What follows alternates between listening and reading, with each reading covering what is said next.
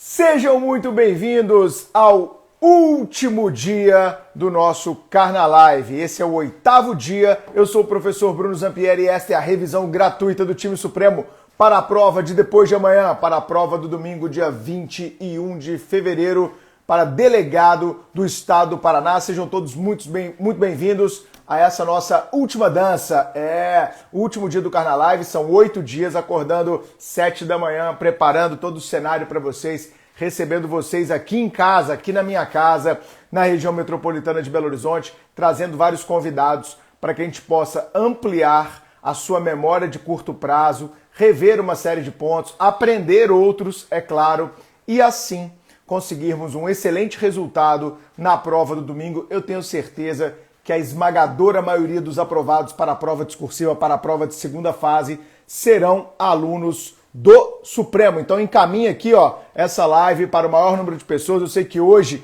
tem muita gente que está se deslocando para Curitiba. Já recebi fotos de pessoas, meninas aí no aeroporto. Um amigo aí, o voo foi cancelado, ele pegou um ônibus e estava 12 horas indo para Curitiba, mandou foto lá da rodoviária, o outro mandou foto de dentro do carro. A galera está nessa jornada rumo a Curitiba. E hoje eu vou receber aqui uma das melhores professoras do time Supremo. O time Supremo é muito bom, vocês me desculpem, viu? Mas só tem craque, gente dedicada, gente séria, gente comprometida, gente que não faz terrorismo com o aluno. Teve um monte de babaca essa semana, incentivando a ansiedade. Será que a prova vai ser adiada? Eu acho que adia. Olha essa liminar, olha essa ação. Isso é coisa de babaca que passa por alguém que quer informar, quando na verdade quer ativar gatilho de medo, gatilho de ansiedade, e isso não é legal. Fujam dessas pessoas. Hoje eu vou trazer aqui mais uma matéria super importante para a prova de domingo.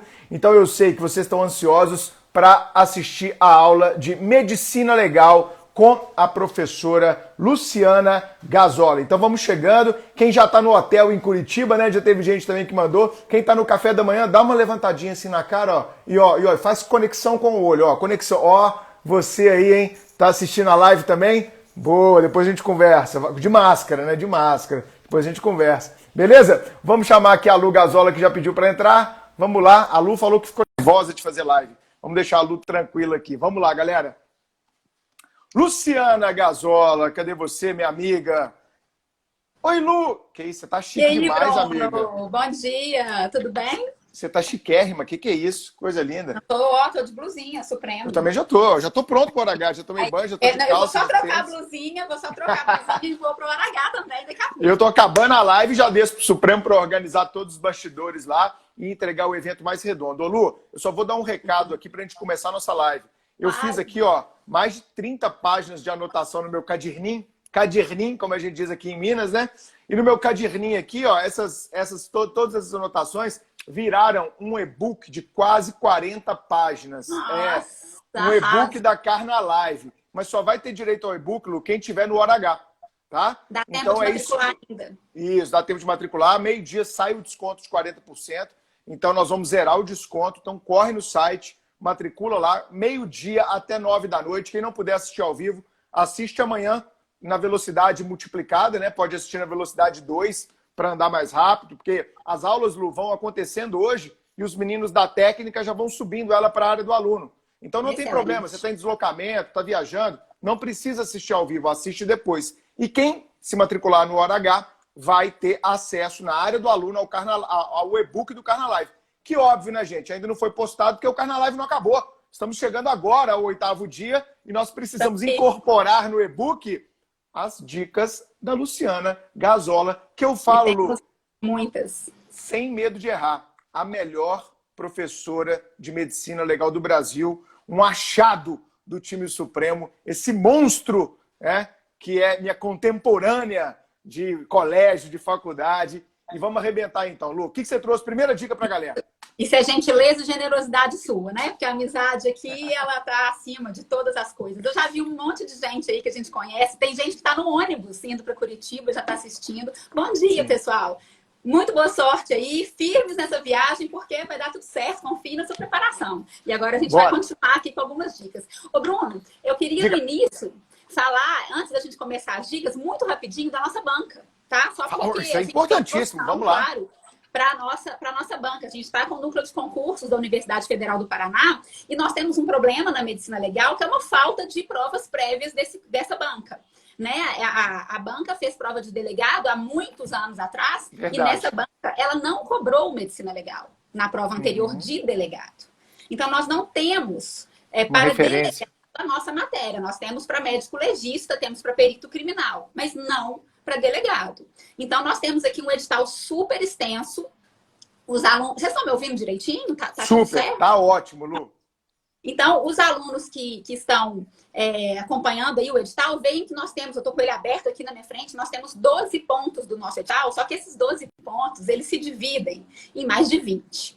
E, na verdade, nós temos aqui um edital super extenso, dos mais completos que eu já vi, muito parecido com o do Pará e do Rio Grande do Norte, é como se fosse um sumário de um completo manual de medicina legal, para 5 questões, né? Então, nós temos aqui um pouco de problema para a gente prever, sobretudo numa matéria tão estável como a medicina legal, né? Porque em outras disciplinas nós temos Tem atualização, né? Judiciais, novas leis, alguma coisa que a gente sabe que vai cair. Na medicina legal, a grande parte da disciplina, ela é muito estável.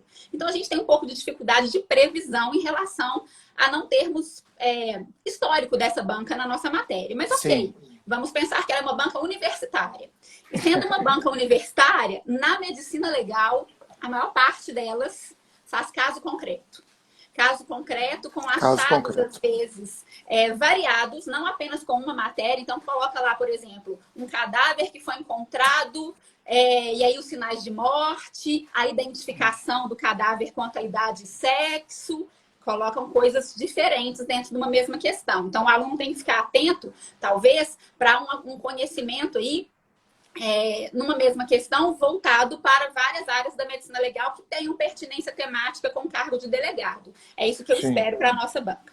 Tá? Então, tipo um caso concreto, Lu, e cada alternativa vai explorando um tipo de conhecimento. Pode ser, tá? O núcleo de concurso da Universidade Federal do Paraná já fez isso em prova de médico legista, mas há muitos anos atrás. A gente sabe que os componentes da banca, obviamente, não são os mesmos, então a gente não tem ideia, mas ela já fez isso. E outras bancas de núcleos universitários fazem exatamente a mesma coisa. Então, vamos pensar que isso pode acontecer. Para o aluno que sabe a matéria, que está estudando a matéria, isso é ótimo, porque ele sabe fazer, ele consegue fazer a correlação na cabeça dele. Outra coisa, nós vamos pensar aqui em várias dicas em complementação ao hora H. Então, juntando isso aqui, juntando o hora H, nós teremos uma amplitude enorme de dicas. 5 questões. Exatamente, 5 questões, 8 dicas no hora H e o que der para falar aqui, beleza? Então, muito bem. Eu quero começar, Bruno, com uma questão. Vejam, nessas nossas provas, a gente tem que pensar muito que nós temos tanatologia e traumatologia forense como temas muito importantes. Acontece que a tanatologia e a traumatologia forense são muito extensas. Elas correspondem à expressa maioria da nossa matéria, tá? Então, vamos pegar alguns pontos importantes dentro dessas duas matérias.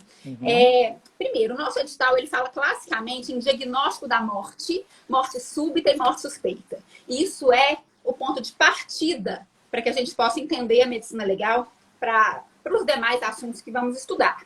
Então, primeiro, o diagnóstico de morte, a gente tem que pensar... Lu, eu preciso pensar no meu e-book. Então, nós estamos dentro de tanatologia.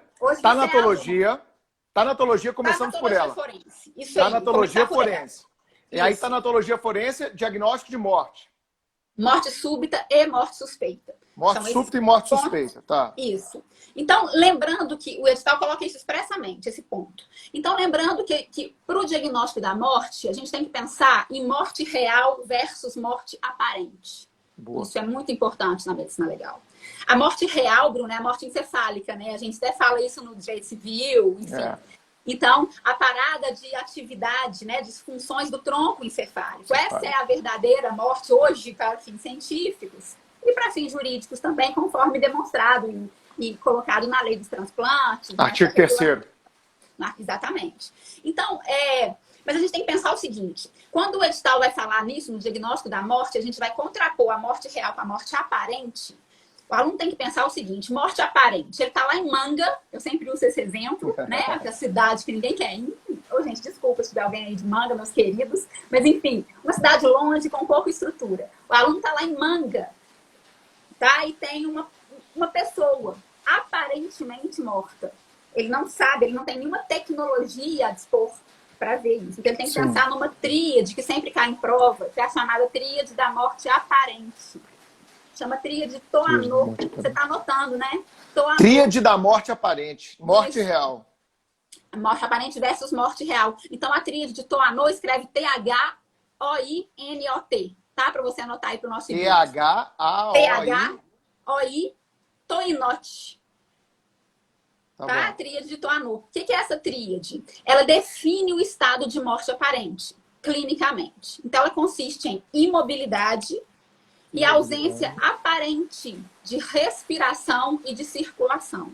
Isso já caiu várias vezes em prova de medicina legal, ok? Tá? Isso aí, a Bruna colocou ali o nome da palavra, tríade de Toanô. Então, imobilidade, ausência aparente de respiração e de circulação. Muito bem. É por isso, e agora que vamos correlacionar com outro ponto do nosso edital, a parte de perícias e peritos, que o artigo 162 do Código de Processo Penal, ele fala claramente, é um artigo muito importante para a nossa prova, 162 do CPP, ele fala claramente que uma necrópsia, que uma autópsia, ela tem que ser feita 6 horas após o óbito. Por que isso? Porque se você chega sem nenhuma tecnologia para diagnosticar a morte encefálica, você tem os sinais de uma morte aparente, mas aquela pessoa ainda tem atividade de tronco encefálico, ela está viva e não está morta. Então você tem que aguardar 6 horas para fazer uma necrópsia, porque senão antes disso você mata a pessoa, se ela estiver viva, né? Então, o nosso Código de Processo Penal traz um período da medicina legal, também muito cobrado, que é o período de incerteza de Turdes. Incerteza de Turdes. O que é esse período de incerteza? É quando a gente ainda não tem os sinais de certeza da morte. Então, uma pessoa pode estar... Esse período é o de 6 horas? Esse período é o de 6 horas? É o de 6 horas pela lei. É o de 6 do horas artigo 162 do CPP. Do CPP. Exatamente. Então ele ganha o nome, período de incerteza de todos. Isso aí. Tá bom. E aí, o que acontece? O artigo 62 fala o seguinte: o perito médico ele pode fazer a necrópsia antes desse período se ele tiver evidência dos sinais de morte. Tá. Então, se está um cadáver decapitado, eu não preciso ficar lá esperando para fazer a necrópsia. Está decapitado, eu tenho certeza que está morto. E aí, parênteses, para outra parte da matéria, decapitação. Né? Então, decapitação é a secção completa da cabeça. Ela pode começar por uma ação anterior, na frente do pescoço. Isso se chama esgorjamento. Esgorjamento. E se ela começar por uma ação posterior, isso se chama degola. Os alunos sempre confundem esgorjamento com degola. É uma coisa muito simples, a prova gosta de explorar. Ok? Então, parênteses aí para essas ações. Esgorjamento e degola e decapitação.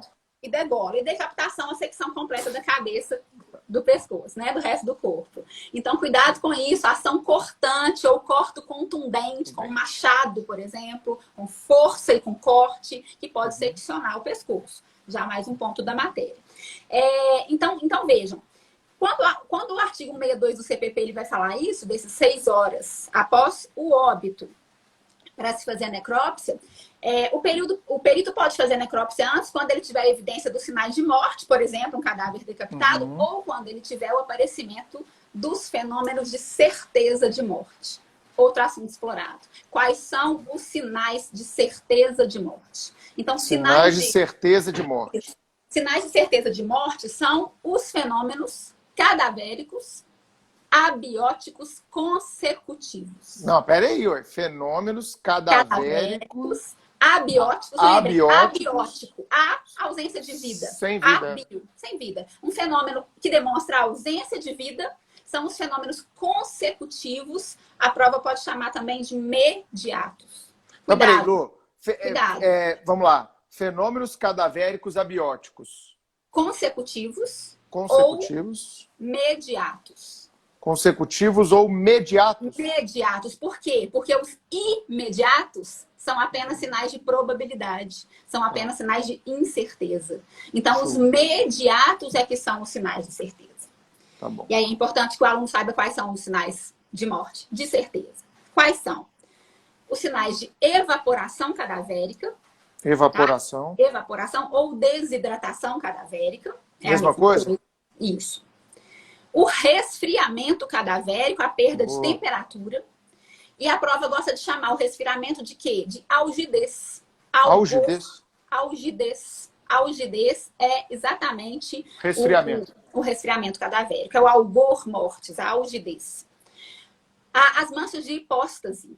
As manchas de hipóstase, elas são chamadas também de livores. O livor manchas de? Hipóstase. Ou hipostase. Isso. Hipostase. Olha só, baixo, estase parada. Pela parada de circulação do sangue, pela ação da gravidade no corpo, o sangue vai se acumular nas áreas mais baixas do corpo. Hipoestase, parada do sangue nas áreas mais baixas do corpo. Então, essas manchas, elas me indicam também a posição do cadáver.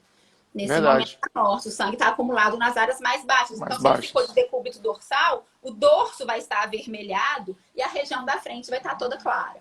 Show. Isso também é um sinal de certeza de morte. E o outro sinal de certeza de morte muito cobrado nas provas, as bancas amam a rigidez. A rigidez cadavérica. Tá? A rigidez cadavérica é o rigor mortis. Inclusive, em relação à cronologia específica disso, eu vou falar no hora H. Vou complementar no hora H com coisas mais específicas e sobre a cronologia desses fenômenos. Então vamos lá. Sinais de certeza de morte. Fenômenos cadavéricos abióticos, consecutivos ou imediatos. Evaporação, que é o mesmo que desidratação, resfriamento, também chamado de algidez, manchas de hipostase e rigidez cadavérica ou rigor cadavérico. Isso aí. Bruno vai fechar a prova de medicina legal. Eu vou fazer essa prova, tô falando. Isso aí. 8 horas de estudo aqui, ó. 8 horas de estudo com os melhores professores. Eu tô preparado. Você já sabe tudo. Bora. Morte súbita e morte suspeita. Tá? É o ponto que está também no nosso edital, que é um ponto-chave para a medicina legal. A gente tem que lembrar dos tipos de morte existentes, né? A gente tem morte natural, que é aquela morte por doença, por um antecedente patológico. Tá.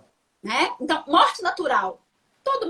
Todos nós, infelizmente, temos um parente, um amigo que morreu por uma doença. Foi feita necrópsia nele, obrigatoriamente? Muitas vezes não, na maior parte das vezes não. Então, a morte natural não é obrigatório ir para uma necrópsia forense. Sim. Quais são os casos de obrigatoriedade de ir para o IML, para os serviços médico-legais, para fazer uma necrópsia forense? Nós temos alguns. Os mais clássicos são a morte violenta ou morte por causa externa, quando tem transferência de energia, né, do meio para o corpo. Não foi por uma doença. Foi por uma tiro, facada, acidente de carro. Um facado, um acidente de carro. Acidente de carro, todo mundo pergunta. Mas acidente de carro também? Também. Não é uma doença, não é um antecedente patológico. Foi uma transferência de energia do meio para o corpo que desencadeou os fenômenos que levam à morte. Né? Então, morte violenta é aquela que tem transferência de energia para o corpo, né? Isso. Uma morte por causa externa. Tá. Então, primeiro caso. Segundo caso, morte suspeita. Tá? Então, a morte suspeita, conceitualmente, conceito que aparece também na prova, é aquela que tem possibilidade de não ter sido natural. Cuidado, a prova fala assim, morte suspeita é aquela que a gente não sabe a causa. Não. Morte suspeita é aquela que tem possibilidade de não ter sido natural. Tem alguma coisa mal contada. Tem algum indício, tem alguma desconfiança, alguma suspeita, algum sinal. Ela tem possibilidade de não ter sido natural. Suicídio ou homicídio, né, Lu? Suicídio ou homicídio? E aí a gente tem essa situação. A gente tem que investigar a possibilidade de uma causa jurídica. A causa jurídica da morte, homicídio, suicídio, acidente. Então, havendo a possibilidade de se investigar se houve alguma participação desses eventos, essa morte se torna suspeita. Suspeita. E aí, claro, ela tem que ir também para o IML. Esse caso tem que ser examinado. Tá bom. Acontece que todo mundo só lembra disso. Morte violenta, morte suspeita, tem que ir para o IML. Tem mais casos. Opa. Então, essas coisas são importantes. Não são só as mortes violentas e suspeitas que vão para o IML. Também é cadáveres em estado avançado de decomposição. Então, cadáver em estado avançado de putrefação tem que ir para o IML. Professora, eu vou ter que decorar? Não. Pensa o seguinte. Se o cadáver está em estado avançado de putrefação, como que você vai saber apenas pelo olhar externo que tem alguma causa violenta? Claro. Ela se torna suspeita, né, Lu? Ela se torna naquele momento a suspeita. Há uma possibilidade de não ter sido natural. Você não está conseguindo ver se tem alguma lesão por projeto de arma de fogo, porque está em decomposição. E outro caso, morte sem identidade conhecida. Um indivíduo que não tem a identidade conhecida, ele tem que ir para os serviços médicos legais, porque lembrem que o IML está em íntima associação também com institutos de criminalística, com institutos de identificação. Então, são outras hipóteses que devem ir. E vejam que o nosso edital, ele colocou claramente morte súbita. Por que ele pôs a morte súbita? Porque a morte súbita, muitas delas são consideradas suspeitas. Aí, Bruno, tem que tomar muito cuidado com esse negócio da morte súbita. Tá? Porque morte súbita é o quê? Quando a gente fala o nome morte súbita, a gente pensa em quê? Morte rápida, que foi de repente, né? Mas tem doença que causa morte súbita. Um infarto, um derrame, que é o chamado acidente vascular encefálico, pode causar uma morte rápida, um AVC, enfim. Então, a gente tem que correlacionar o conceito da morte súbita, rápida, com o conceito da morte suspeita. Porque uma vez que os autores falam que a morte súbita deve ser considerada suspeita, quando? Quando há possibilidade de não ter sido natural. Que esse é o conceito de morte suspeita. Ou seja, eu estou aqui fazendo a live com vocês e morro, de repente, agora, no meio da live. Todo mundo fala assim, ô Lu, não fala isso não que atrai. Não atrai não, gente, eu falo de morte há 20 anos e tô viva, tá? Não atrai não. A gente pode dar exemplo com a gente que não tem problema nenhum. Então eu tô aqui dando a aula para vocês, aparentemente saudável, maravilhosa, né? Morro, ok? É uma morte súbita.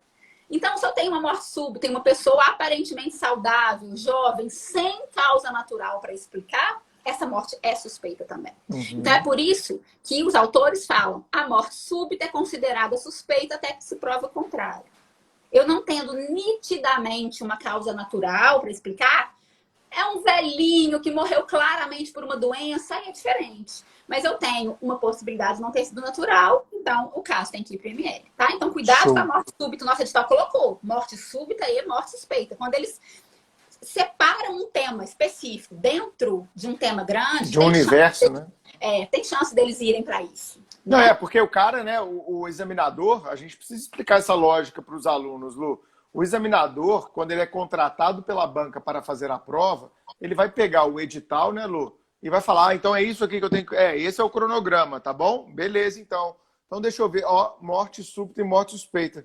Vou fazer uma questão disso aqui. O cara, ele é escravo do edital. Então, quando ele vê um item desse já separado, facilita a vida dele, né? Ele não precisa fuçar, cavucar lá dentro. Não vai ele já pinça aquele item e faz uma questão. E não vai ter alegação de nulidade, né? Que é o maior pânico de qualquer examinador. O maior pânico de qualquer examinador, galera, é a questão que ele elaborou ser objeto de anulação. Isso é uma queimação de filme para o cara, né?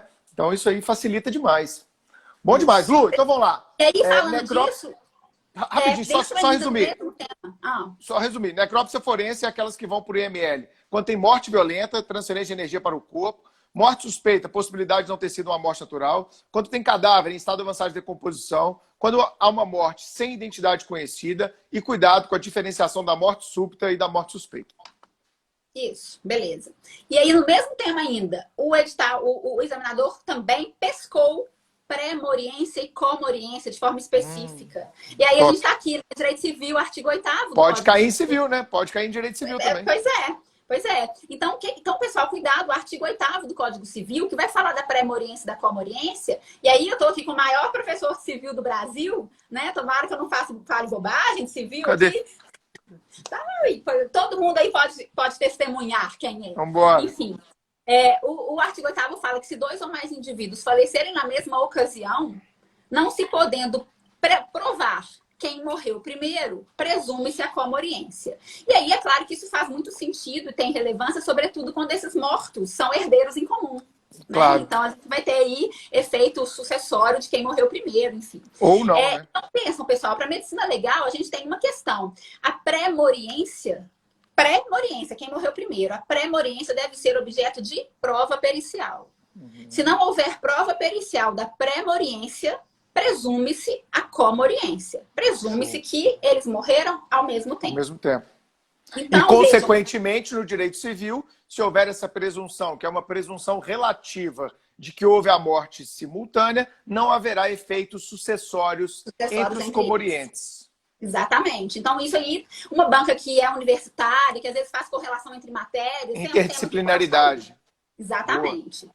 Então, como que a medicina legal vai provar a pré-moriência? por provas que se chamam docimásias da agonia. Ou seja, a gente tem também que diferenciar a situação de uma morte agônica tardia e de uma morte súbita. Ok? Então, como que a gente vai ver isso? Pensa no seguinte, se uma pessoa morreu de forma tardia, de forma agônica, ficou agonizando depois do evento causador do dano, o organismo dela reagiu. Ela reagiu, ela consumiu energia, ela liberou adrenalina naquele processo pré-morte. Então, o que a gente vai pesquisar? As reservas de energia e de adrenalina do corpo. E onde que elas estão? Na glicose. Glicose é energia. Quem que fornece glicose? O glicogênio, que é produzido no fígado. Então, a prova fala o seguinte, se as reservas de glicogênio do fígado estiverem expoliadas, gastas, baixas, é porque a pessoa reagiu, ela consumiu glicogênio, ela consumiu energia, Perfeito. ela consumiu glicose, ela morreu depois, ela ficou agonizando. A mesma coisa com as reservas. Se o glicogênio, então, tiver alto, é porque a pessoa teve uma morte imediata ali, né? Não foi uma morte. Exatamente, não deu tempo nem dela consumir. Não deu tempo nem de consumir. Exatamente. A mesma coisa com a adrenalina. Quem que produz adrenalina no nosso corpo? As glândulas suprarrenais, do rim, suprarrenais, liberam adrenalina. Então, se as glândulas suprarrenais estiverem também com uma reserva baixa de adrenalina, é que a pessoa reagiu, liberou adrenalina naquela agonização pré-morte. Pode ser outro critério, né, Lu? Exatamente. Tá? Então, adrenalina e glicogênio baixo significa que teve uma docimasia da agonia. Da agonia, uma morte tardia, uma morte agônica. Tardia. Em comparação com aquele outro indivíduo que supostamente faleceu no mesmo evento. Se aquele outro indivíduo está com as reservas preservadas, esse indivíduo morreu primeiro. Aquele outro que está com as reservas baixas ficou agonizando por algum tempo. Então, a gente consegue aí afastar a presunção de comoriência e provar a pré-moriência com efeitos sucessórios no direito civil. Ou seja, como é que uma perícia pode ser fundamental, às vezes, para transferência de milhões, né? Exatamente. Exatamente. Isso aí. Vou usar esse exemplo na minha aula, viu? Quando eu falo de morte. Ótimo, vamos lá. Vamos fazer uma interdisciplinaridade aí. Isso aí. Bora, Lu. Porque é assim que o aluno aprende, com a interdisciplinaridade também. Claro, ele faz a conexão dos conhecimentos. Exato. Perfeito. Bora para mais uma? Bora. Nossa edital fala de lesão e morte por ação térmica. Temperatura. Nós estamos na tanatologia ainda, né? Passou. Vamos fechar. Vamos para outra. Fechou? Vamos para outra. A gente vai para traumatologia. Tá? Traumatologia agora. São as energias causadoras de dano. Aquelas energias que, se forem transferidas para o corpo e a pessoa morreu, tem uma morte violenta por causa externa. Que energias são essas? Tem várias. Várias energias. Físicas, mecânicas, químicas, várias. Vamos falar de uma física, que é a temperatura. O nosso edital coloca lesões e morte por ação térmica. Ok? Ação térmica, temperatura. E aí eu acho que quando vai se falar de temperatura, a gente tem que lembrar do carbonizado. A carbonização. Tá? Porque a carbonização ela traz várias questões médico-legais importantes. Uma delas diz respeito à identificação. Quem é aquela pessoa? Né? Identificação de um cadáver carbonizado. E aí, a identificação do cadáver carbonizado, nós temos vários métodos de identificação. Em um cadáver carbonizado, vai ser muito importante a identificação pela arcada dentária e pela antropologia forense, porque nós não teremos, muitas vezes, como fazer a identificação datiloscópica. Claro. Carbonizado. Né? Então, aí a gente vai para identificar métodos importantes. Identificação pela arcada dentária, a antropologia forense, identificação de idade, de sexo, que são temas importantes. Antropologia é essa análise mais completa, Lu? É essa análise de identificação médico-legal, né? De se avaliar a identidade objetiva de uma pessoa, principalmente por características ósseas. Então, avaliar, a antropologia utiliza muito características ósseas para fazer uma diferenciação. Estimar a faixa etária, identificação por sexo, arcada comparativa, dentária. Né? Comparativa, às vezes tem uma radiografia anterior da pessoa. Exatamente. É por isso que muitas vezes se solicitam em desastres de massa, em carbonizados. Às vezes a pessoa colocou um parafuso, né? Uma placa de titânio. Opa, aqui, ó, essa pessoa tinha a placa de titânio e esse cadáver também tem na mesma posição. Logo, pressupõe Exatamente. A comparação, inclusive, é um dos requisitos da identificação médico-legal. Aquele método deve fornecer comparação. Não adianta nada eu ter aqui uma marca de batom aqui no meu copo e não ter como comparar essa marca com uma outra coisa para poder fornecer identidade. Então, essa questão que você está dizendo traz um dos requisitos da identificação, que é a possibilidade de comparação. Tá? E no carbonizado, uma coisa que é muito importante que eu penso é avaliar se essa pessoa morreu nesse ambiente de fogo ou se foi colocado fogo no cadáver para esconder as provas, para dissimular, esconder um homicídio, né? Claro. Para poder fazer uma destruição do corpo e da prova. E aí a gente tem que ir para uma materialidade indireta, enfim. Então, Massa. Coisas importantes nisso, sinais de que a lesão, de aquela carbonização foi produzida em vida. Isso também é importante, isso também é cobrado em prova. Então, os principais sinais seriam sinais de respiração. Por exemplo, pesquisar monóxido de carbono no sangue daquele cadáver. Se a pessoa estava viva naquele ambiente de incêndio, né? Se ela respirou naquele ambiente de incêndio, o monóxido de carbono é um gás que é liberado em ambientes de incêndio. A pessoa respirou aquele monóxido de carbono. Está no pulmão. Tá? Então, a pesquisa de monóxido de carbono é uma prova de respiração, é um sinal vital. E outro sinal vital importante é a pesquisa de fuligem na via aérea.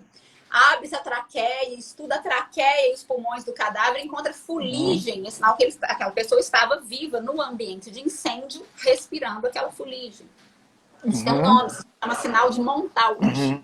Montaut. Mas, enfim, as bancas têm fugido, ainda bem, elas não têm cobrado tanto aquela decoreba de sinais, não. Sim. A medicina legal tem muitos epônimos, né? Isso dificulta muito para o aluno. Então, provas mais inteligentes não tem cobrado só a decoreba do sinal, não. Tem cobrado a interpretação do achado. Tá? Então, que é o certo, né? Que é o certo. Então, a colega ali já colocou o sinal de Montaut, o nome, né? Então, é exatamente esse sinal. E aí, a gente está falando de respiração, né? Prova de respiração. Sim. Aí, eu lembro de asfixia. Porque asfixia é um tema super importante para a nossa Então, prova. saímos de carbonização e entramos em asfixia. Já. Ainda dentro da traumatologia. Sim. Já entramos numa nova energia, né? As asfixias é uma forma de uma nova energia. Asfixia é super importante. Inclusive, no hora H, eu vou falar de alguns tipos. Boa. Okay? Hoje vou falar de outros, porque a gente complementa. Isso aí. Então, Carna Live mais hora H. É a fórmula exatamente. Da aprovação para a segunda fase, que é o nosso foco. Isso aí. Isso aí. Então, agora, na live, eu queria falar de asfixia por modificação do ambiente, porque é um ponto colocado no nosso edital. Pessoal, modificação do ambiente, eu queria falar para vocês de soterramento. Vou falar por quê. E afogamento também é muito importante. Afogamento, eu vou até remeter vocês também para a gente ganhar tempo e poder ver o máximo de tema possível. Afogamento, eu fiz um videozinho no meu IGTV. Opa. Falando de uma questão de prova do núcleo de concursos da Universidade Federal do Paraná específica sobre afogamento. Opa. Aí eu fiz um vídeo lá de 4 ou 5 minutos falando só de afogamento. @lu.gazola com 2 Es. Isso. Então, @lu.gazola. Vocês vão ver depois dessa live, tá? Vamos lá. Porque aí a gente ganha 5 minutos aqui para ver outro tema. Show, bora. Tá? Mas afogamento é importante. É muito importante. E eu quero falar de soterramento. Por que falar de soterramento? Porque, olha, temos que pensar que o nosso edital coloca claramente num ponto perícia de local, asfixias. E, olha, nós temos visto várias questões que o soterramento está envolvido. Desabamentos, desmoronamentos em época de chuva, ruptura de barragem de mineração, que nós tivemos em Minas Gerais, terrível, em Brumadinho, Mariana, mas não, Minas Gerais não foi o único estado em que isso aconteceu. Então, nós temos vários casos em que o soterramento é importante e eu acho que se a banca tiver antenada para questões concretas recentes, o soterramento é um tema importante. Perfeito. Tá? O soterramento, a perícia de local de crime vai ser muito importante. E o nosso edital tem lá a perícia de local. Tá? Então, por quê? Porque aquele ambiente em que o cadáver foi encontrado é fundamental para que a gente possa, preservando toda a cadeia de custódia, asterisco aí, cadeia de custódia, eu vou falar no hora H, pacote anticrime, trazendo cadeia de custódia para a medicina legal. Não, cadeia de custódia é garantido. Garantido. Garantido. A Carol Máximo, que era nosso aluno e agora está dando aula com a gente, ela falou de cadeia de custódia aqui na live do domingo. Vai cair. Garantido. Vai cair. Em processo penal ou em medicina legal, vai cair. Com certeza. Então, até no hora H, eu vou falar os aspectos médico-legais importantes da cadeia de custódia. Mas, no soterramento, garantindo-se, preservando-se a cadeia de custódia, fazendo perícia de local, o perito vai afirmar o local em que aquele cadáver foi encontrado, e isso é fundamental para a gente pensar nos mecanismos de morte do soterramento. Claro. Porque nós temos 4 mecanismos importantes médico-legais que contribuem para a morte no soterramento. 4, tá? Então, vamos lá. 4. Então nós temos que pensar o seguinte, se a gente for pensar o soterramento em sentido estrito, modificação do ambiente, ou seja, é a troca de ar por terra. Em vez de você respirar ar, está respirando terra. Ou uma substância semelhante à terra. Ok? Isso é o mais óbvio. Acontece que não é só isso. O soterramento é um mecanismo multifatorial de morte. Tem várias coisas que contribuem para isso. Nós, inclusive, falamos disso, né, Lu? Na sua participação do Supremo Cast. Então, quem quiser também complementar, vai no Supremo Cast. Um dos primeiros episódios, eu não lembro agora o número, já são 63. 7, o número 7. Então vai lá no episódio 7 do Supremo Cast, no Spotify, qualquer tocador de podcast. Medicina Legal, você vai achar lá o Supremo Cast, onde a Lu, inclusive, falou dos acidentes em Brumadinho, Mariana, e falou dessa questão do soterramento, eu lembro direitinho, Lu. Então vamos lá. Quais são os 4? Estou ansioso aqui, porque tá tudo anotado. Vai anotando. Os principais 4 no soterramento seriam a sufocação direta. Sufocação direta. Direta, ou seja, a obstrução da via aérea pela terra. Tá? A pessoa está aspirando aquela terra, a terra obstrui a via aérea. Esse mecanismo se chama sufocação direta. Temos também a sufocação indireta. Então, pensa o seguinte, teve um desabamento, um desmoronamento, tá? Os escombros caíram em cima do tórax daquela vítima. A vítima não consegue expandir o tórax, ela não consegue fazer os movimentos torácicos. Que ela está lá com os escombros caindo em cima dela. A ausência de expansão torácica está no nosso edital. Asfixia por restrição aos movimentos do tórax. George Floyd? George Floyd. Eu vou falar dele também, no hora H. Isso se chama sufocação indireta. A compressão torácica. Exatamente. Tá? E o George Floyd, a gente tem que pensar num outro mecanismo também, que eu vou falar no hora H, o estrangulamento. Boa. Pelo joelho do policial. Mas vamos lá pro hora H depois. Então, pegou o primeiro? Sufocação direta. Sufocação indireta. Terceiro é o confinamento. Que também é um tipo aí de asfixia que a gente pode falar dele. O confinamento, pensa o seguinte, a pessoa está lá debaixo dos escombros e naquele primeiro momento ela ficou num bolsão de ar. Ela não morreu imediatamente, ela ainda consegue respirar naquele bolsão de ar. Com o tempo, aquele ambiente de ar vai se modificando. E ela começa a ter o confinamento, que também é uma forma de asfixia. E que outro mecanismo que pode contribuir para a morte? Pai que deixa o filho dentro do carro, esquece, né? Já aconteceu algumas vezes, triste demais, o menino morre. E não precisa que o ambiente esteja hermeticamente vedado para ter um confinamento. Basta que não tenha a adequada renovação do ar. Renovação do ar, perfeito. Exatamente. Então, ele faz parte em si do próprio soterramento. E, por último, lesões traumáticas contusas. Pensem nos escombros caindo em cima da vítima. Pode causar hematomas, equimoses, fraturas, que são todos exemplos de lesões por ação contundente. Tá? Ô Lu, uma dúvida. Então, se eu tô lá, sou delegado e me deparo, que você falou dessa questão de caso concreto, eu já me coloco na visão da banca, né? Eu tô lá na prova e narro o caso, você como delegado se depara com deslizamento na cidade de São José dos Pinhais, que é onde fica lá o aeroporto Afonso Pena, em Curitiba, onde muitos já estão pousando e irão pousar ao longo dessa sexta e sábado, né? Então, você é delegado na cidade de São José dos Pinhais e se depara, depois de fortes chuvas, com um soterramento de uma família, né? Aí você pode verificar, as 4 pessoas faleceram, você vai instaurar um inquérito para verificar as causas daquilo dali, etc. E aí, no laudo médico legal, vai sair sufocação direta e indireta, confinamento. Então, a causa-morte é o soterramento e dentro dessa causa-morte, o médico ele esclarece, tintim por tintim, qual foi ou ele coloca geral? Ele vai depender muito do caso concreto. Quais são as lesões que predominaram aí para causar a morte naquela vítima. Mas lembrando que qualquer uma delas pode ter contribuído de um ponto de vista multifatorial para aquela...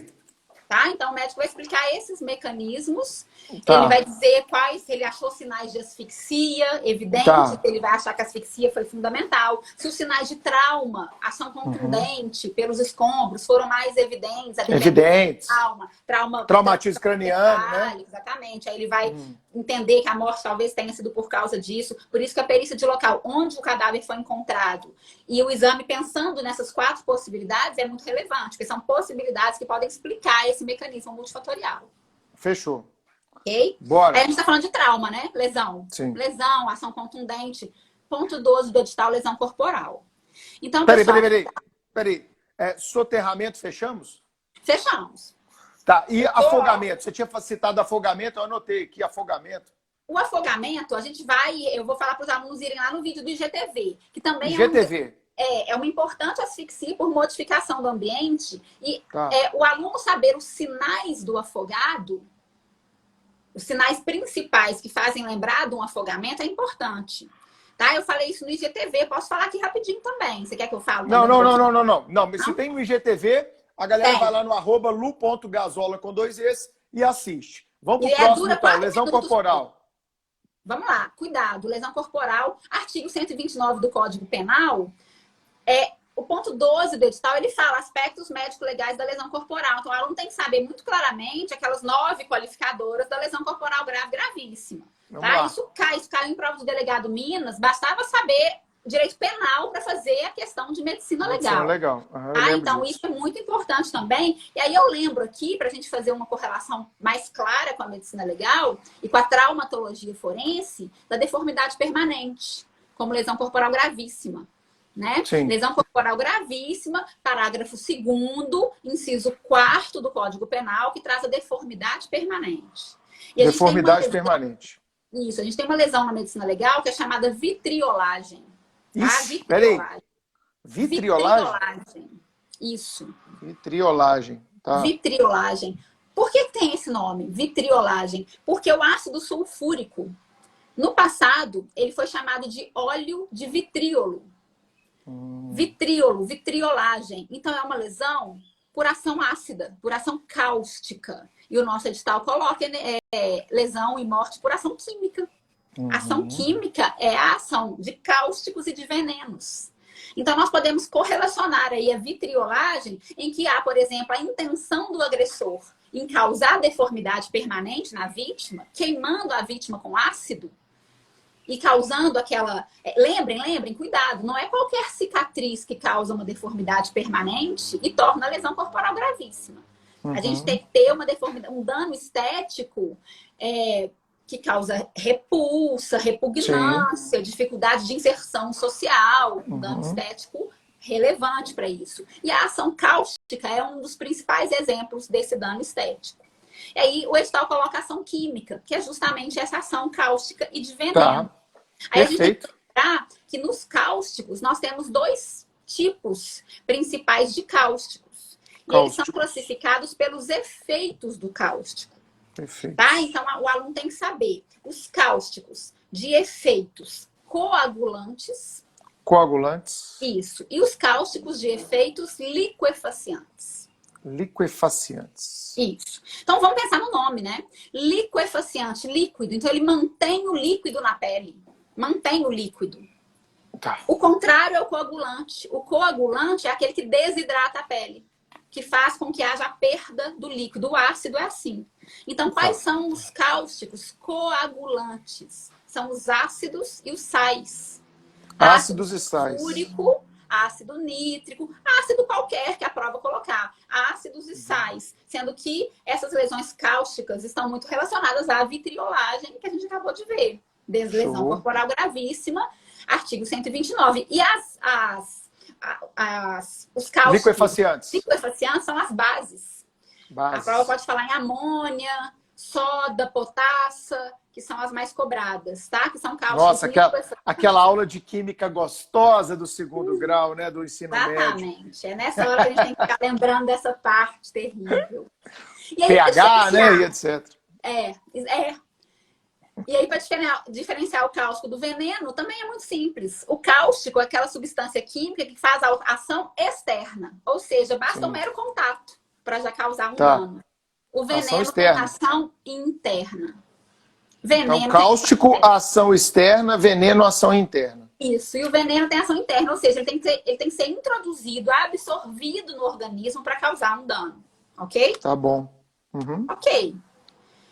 Vai dar tempo de mais duas coisinhas aqui, eu tô achando, vamos tentar. Bora! Não, tá tranquilo, falta 15 ainda, Lu, vamos lá. Ótimo. Porque a gente está em traumatologia forense, então, pessoal, lesão por arma de fogo é importante. As questões por projetos de arma de fogo Sempre cai. sempre cai. O aluno fica achando assim, não é importante, porque tem questão muito batida, a banca está tentando fugir de coisa batida, mas é possível fazer questão inteligente nesse tema. Então a banca foge mesmo de coisa batida em projeto de arma de fogo, mas não tem jeito de negligenciar esse tema para medicina legal.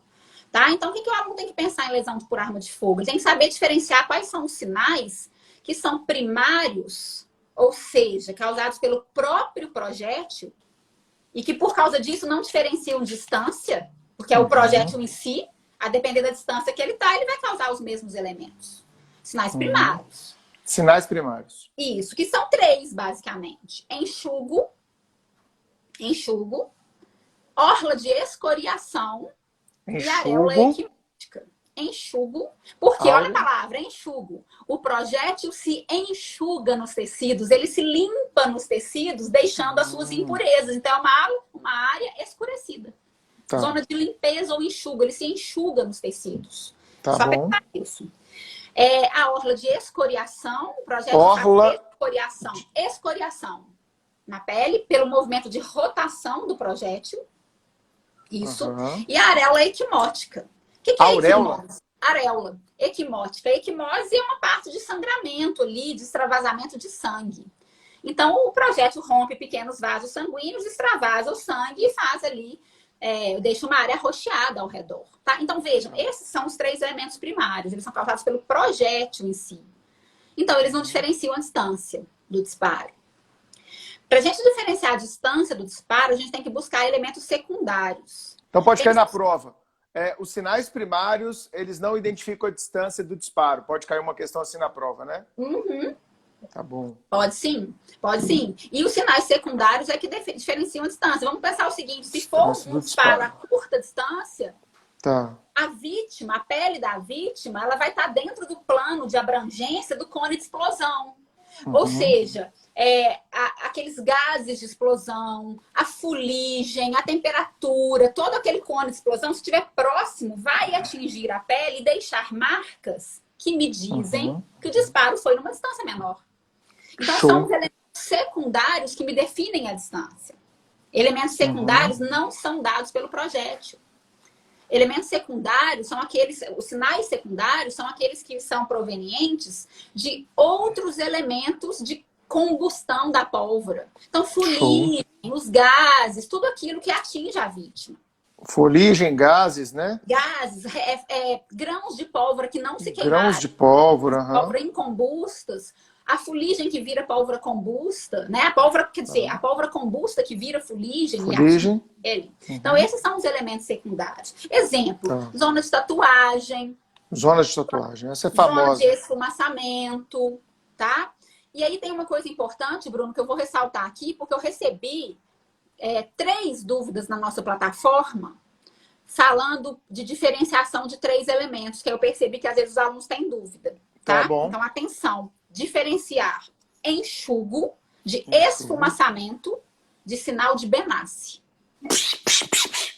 Enxugo é diferente de sinal de esfumaçamento. Zona de esfumaçamento e sinal de Benassi. Zona de esfumaçamento e sinal de Benassi, com 2 S. Benassi com 2 S. De Benassi. São 3 coisas diferentes. Isso, são 3 coisas diferentes. Lembra, Benassi é com 2 S, osso é com 2 S. Benassi tá no osso, tá? Só para lembrar. Benassi é o osso, tá. Tá no osso, a gente vai ver. Então, o que é o enxugo? Eu já falei. O enxugo é o projétil se enxugando nos tecidos. Sim. Ok? Muito bem. Então, ele é um elemento primário, dado pelo próprio projétil. Sim. Ele não fala sobre a distância. Ele pode estar presente em qualquer distância. Tá. Esfumaçamento é um elemento secundário de orifício de entrada a curta distância. O que é esfumaçamento? Esfumaçamento é porque, vejam, a pólvora, ela não se queima completamente. Tem grão de pólvora que não queima. Aí esses grãozinhos de pólvora podem atingir a pele e formar uma zona de tatuagem.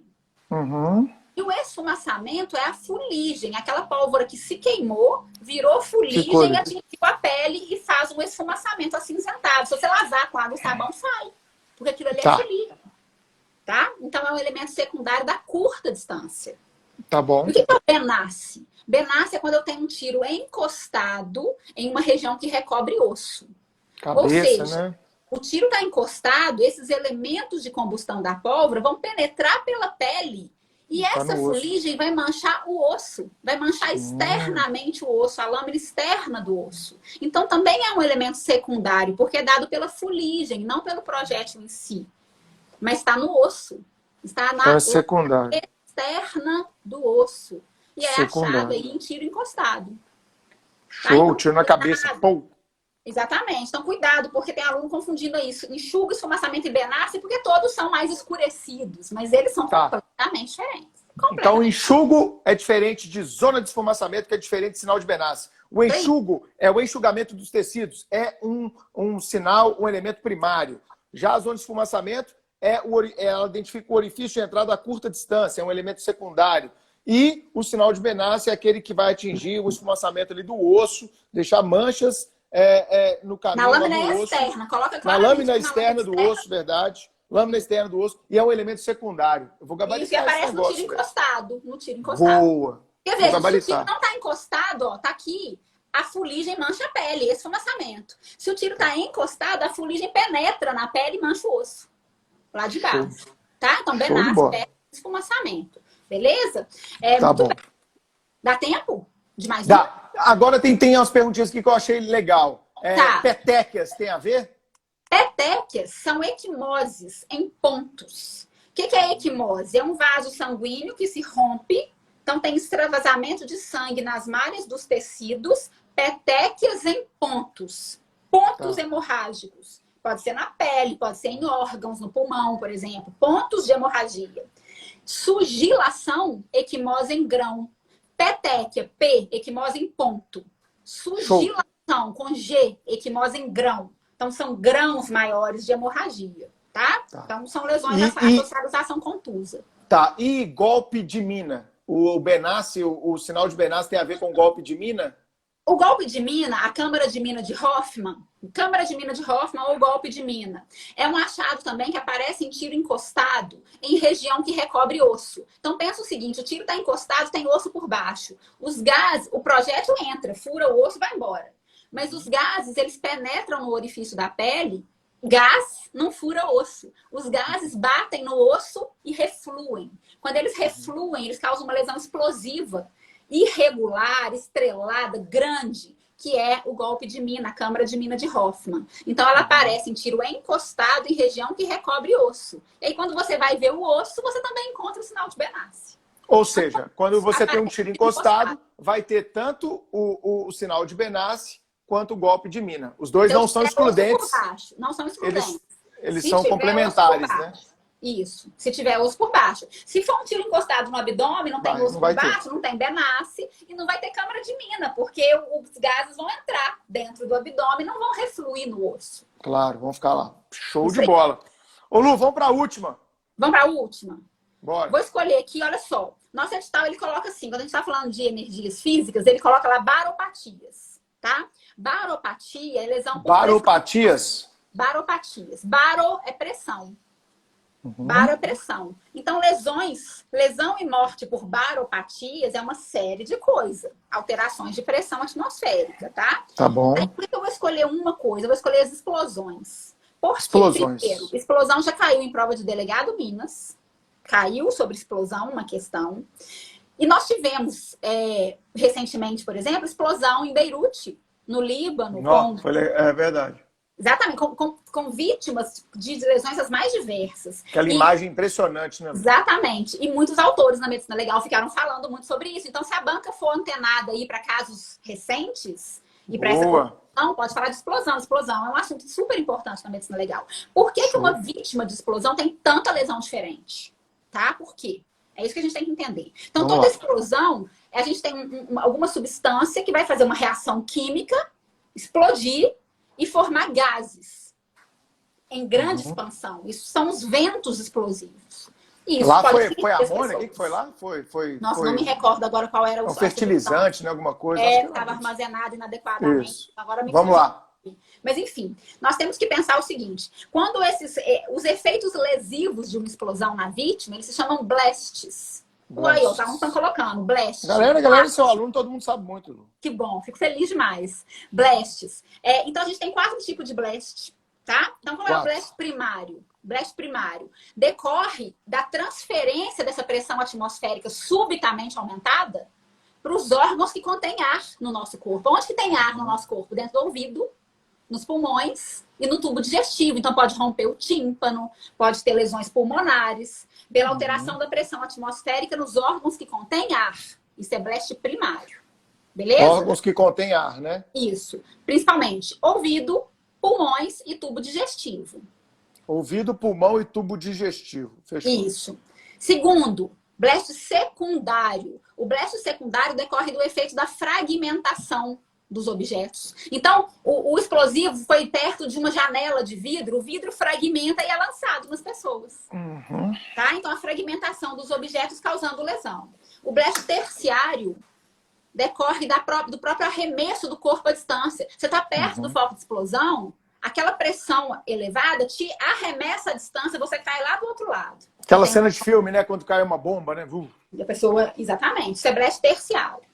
E o blast quaternário, ele decorre de lesões que não estão associadas aos anteriores. Quaisquer outras complicações. Por exemplo, queimadura. Caiu uma viga, né? Explode, cai uma viga e tal. Então essas questões todas podem acontecer. Intoxicação, os gases explosivos são tóxicos também, ok? Então é importante, tá tudo dentro do blast secundário. Por isso que a gente tem uma multiplicidade de lesões na vítima de explosão. Vai depender da predominância aí de um desses blasts ou de todos em conjunto na vítima.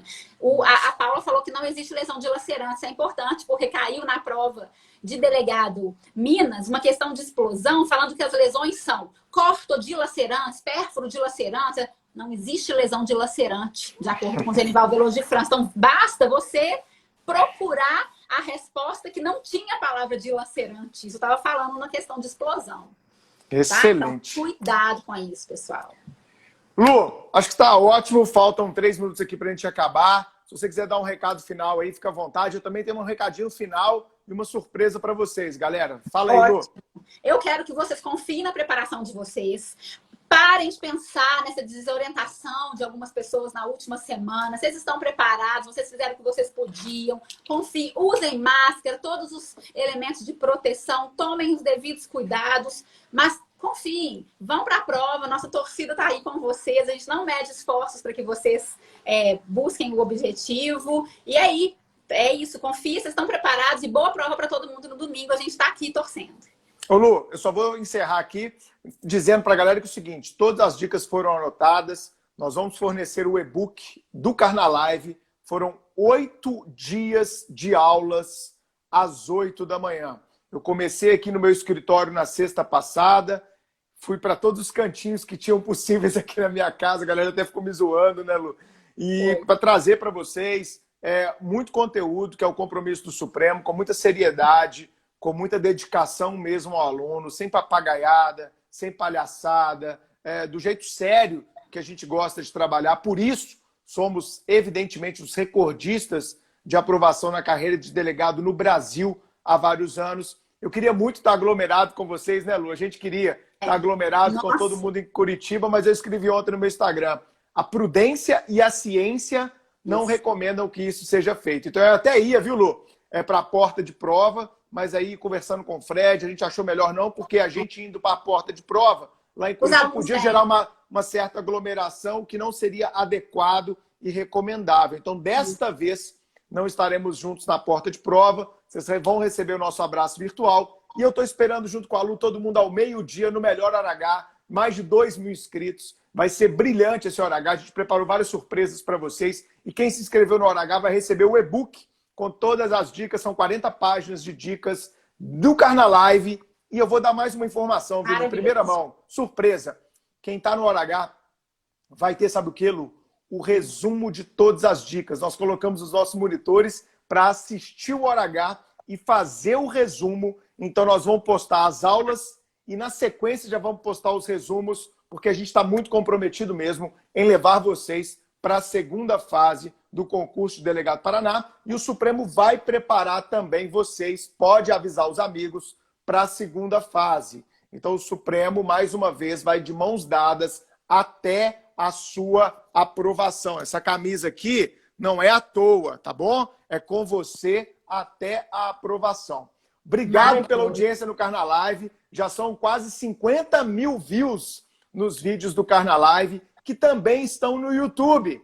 Quem perdeu aqui, não quiser assistir no IGTV, quiser assistir com uma velocidade aumentada, é só ir lá no YouTube, que a nossa equipe super competente já colocou no canal do Supremo TV no YouTube todos os vídeos da Carnalive. Daqui a pouco, os meninos estão baixando já o vídeo da Lu e daqui a pouco ele sobe lá para o canal do YouTube. Gente, muito obrigado. Hora H não está incluído em turma. Tem gente perguntando, Hora H é inscrição à parte. Então corre no site que daqui a pouquinho a gente vai tirar o desconto também. Quem se matriculou, matriculou. Quem não se matriculou, vai se matricular com o preço cheio. Obrigado, Lu. Até daqui a pouco. Eu que agradeço, foi uma honra. Obrigada, meu amigo. Beijo, até. Beijo, gente. Obrigado. Obrigada, gente. Tchau.